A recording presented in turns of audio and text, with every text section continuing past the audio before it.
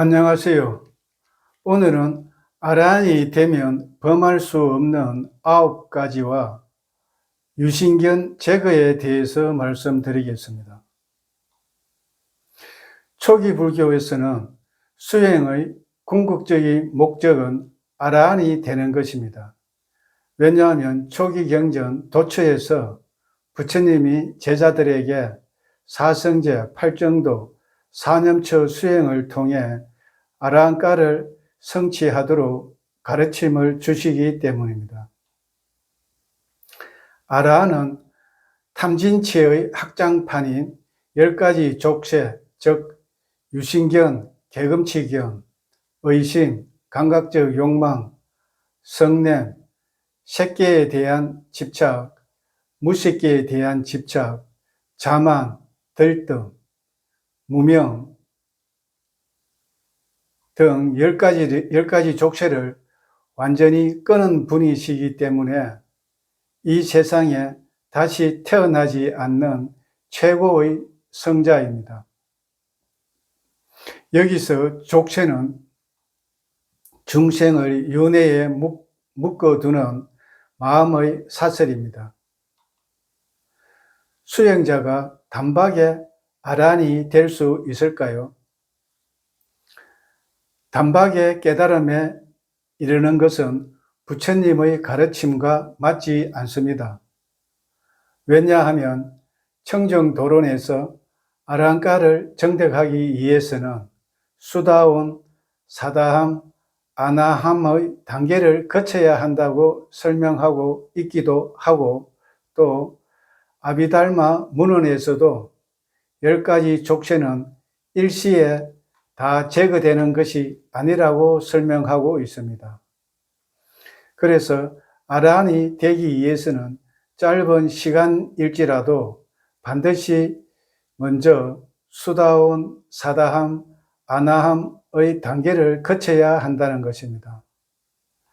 앙구타라 니까야의 한 사람 품을 보면 부처님도 수다온, 사다함, 아나함의 단계를 거쳐 아라한이 되셨다고 설명하고 있습니다. 즉, 부처님도 단박에 아라한이 되지 못하시고 짧은 순간이 남아 수다온, 사다함, 아나함의 단계를 거쳐 아라한이 되셨기 때문입니다.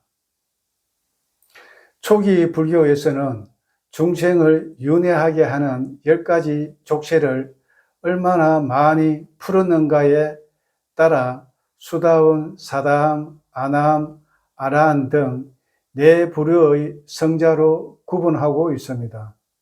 수다온, 즉 애룩가는 자아가 있다는 유신견과 개금치견, 의심 등 3가지 족쇄를 끄는 성자입니다. 수다온은 7생 이내만 윤회하면서 아라한가를 성취한다고 합니다. 사다함, 즉 일례가는 유신견, 개금치견, 의심 등 3가지 족쇄를 끊고 감각적 욕망과 성냄이 미세하게 남아있는 성자를 말합니다. 사다함은 한 번만 인간 세상에 태어나 아라한가를 성취한다고 합니다. 그 다음 아나함, 즉 불안가는 유신견, 개금치견, 의심, 감각적 욕망, 성냄 등 5가지 족쇄를 모두 끊은 성자입니다.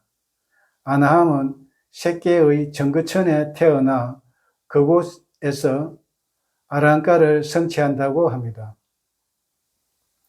아라한은 앞의 5가지 족쇄와 색계에 대한 탐욕, 무색계에 대한 탐욕, 자만, 들뜸, 무명 등 10가지 족쇄를 완전히 끊은 성자입니다.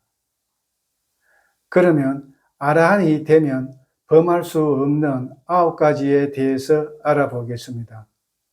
디가니까야의 정신경을 보면 아라한은 모든 번뇌를 여의신 분이기 때문에 9가지 범할 수 없는 아홉 가지를 밝히고 있습니다. 첫째, 아라는 의식적으로 산 생명의 목숨을 빼앗을 수 없다고 합니다.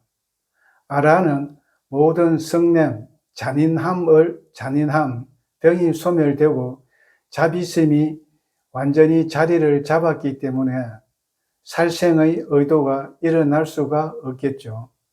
설령 목숨이 위태로운 상황에서도 남을 죽여서 스스로를 살려는 생각조차 일어나지 않을 것입니다. 둘째, 아라는 주지 않는 것을 가지는 도둑질은 할 수 없다고 합니다. 아라는 탐욕이 소멸되었기 때문에 남의 것을 취하려는 마음이 없을 것입니다. 그리고 재물과 소유에 대한 무상함을 철저히 보기 때문에 남의 물건을 훔친다는 생각조차 일어나지 않을 것입니다. 셋째는 아라는 성행위를 할 수 없다고 합니다. 성행위는 안함, 즉 불안가에서도 할 수 없습니다.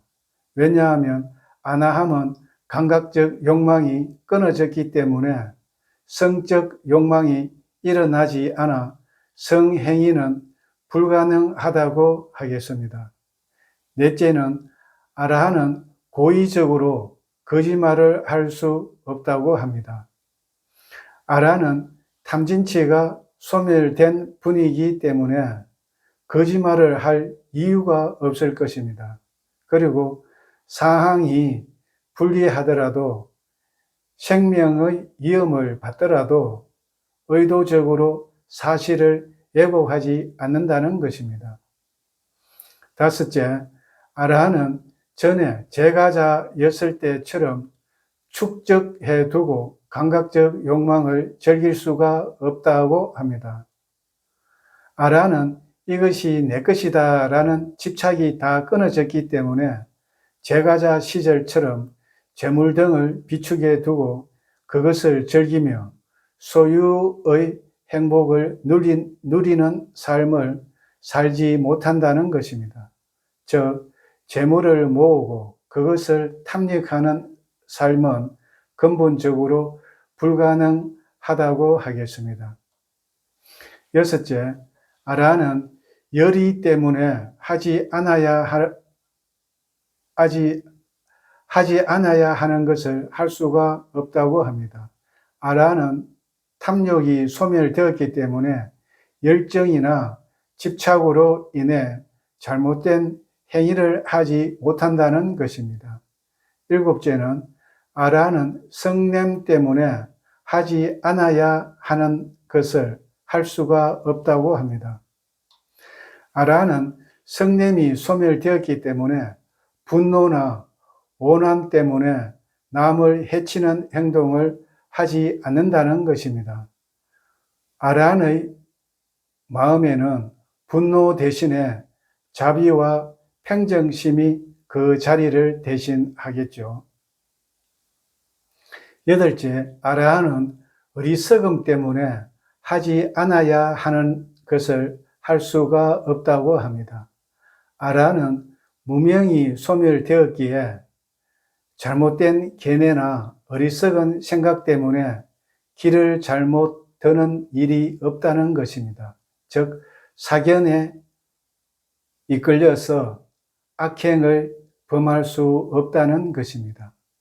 마지막으로 아홉째는 아라한은 두려움 때문에 하지 않아야 하는 것을 할 수가 없다고 합니다.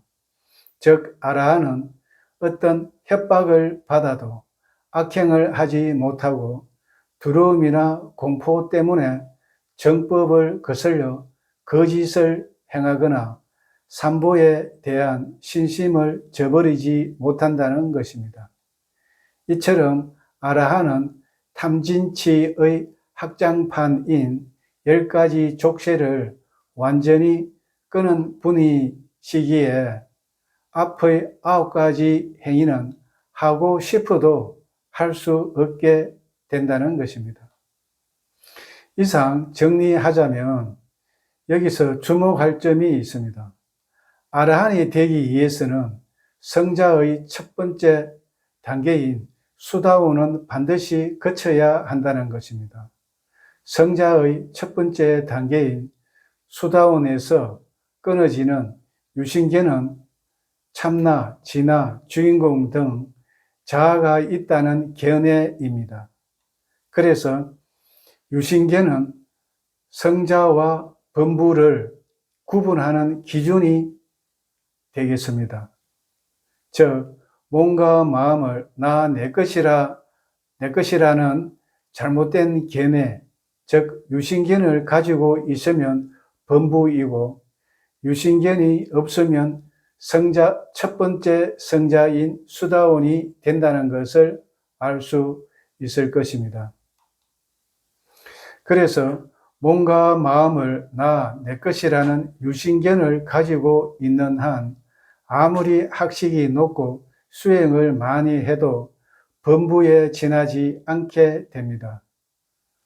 또 우파니사드, 즉 힌두교에서 아트만이 브라만이다 라는 핵심 교리에 의해 참나인 아트만과 우주의 근원인 브라만과 합일, 즉 하나가 되는 경지에 도달했다고 하더라도 부처님의 가르침에 의하면 성자의 첫 번째 단계인 수다원에도 들지 못한 것이 됩니다. 왜 그럴까요? 수다원은 참나, 진화, 주인공이 있다는 잘못된 견해, 즉 유신견을 제거한 성자이기 때문에 참나, 진화, 주인공 등 유신견을 가지고 있으면 당연히 수다원이 될 수 없겠죠. 그래서 부처님이 마지막 니까야의 모든 번뇌경에서 배우지 못한 범부는 몸과 마음을, 즉 오온을 내 것이라고 여기고, 잘 배운 성스러운 제자는 몸과 마음, 즉 오온을 내 것이라고 여기지 않는다고 설명하고 있습니다. 결국 나를 찾으면 찾을수록 괴로움만 커진다는 것을 보여준다고 하겠습니다. 그러면 유신견을 어떻게 제거해야 할까요? 비파사나 16단계 가운데 첫 번째인 물질과 정신을 구분하는 지혜를 닦으면 유신견이 사라진다고 합니다. 그러면 정신과 물질을 구분하기 위해 구체적으로 어떻게 수행해야 할까요?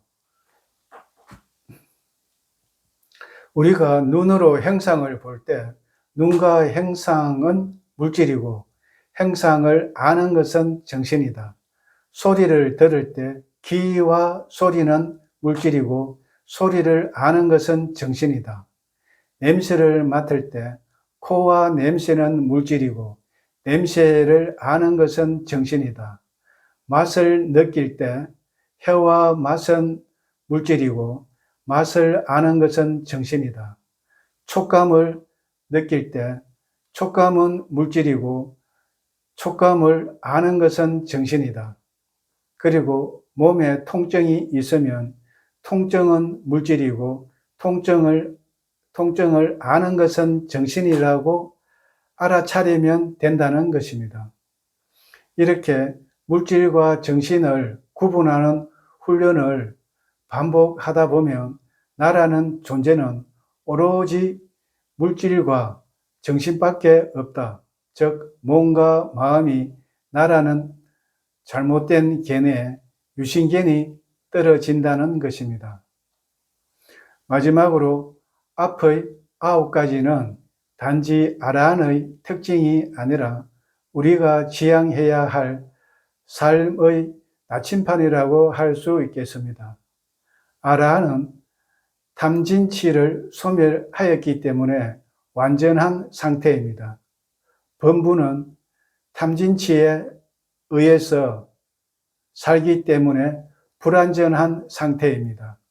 즉 탐욕, 분노, 망상, 두려움에 휘둘리면서 살고 있다는 것입니다. 그래서 아라한의 삶이 우리의 거울이 되어 나는 아직 무엇에 홀려서 사는가를 점검해 보는 것도 좋을 듯 합니다. 그러면 마음의 족쇄가 하나씩 풀려가게 될 것입니다. 다음 시간에 뵙겠습니다.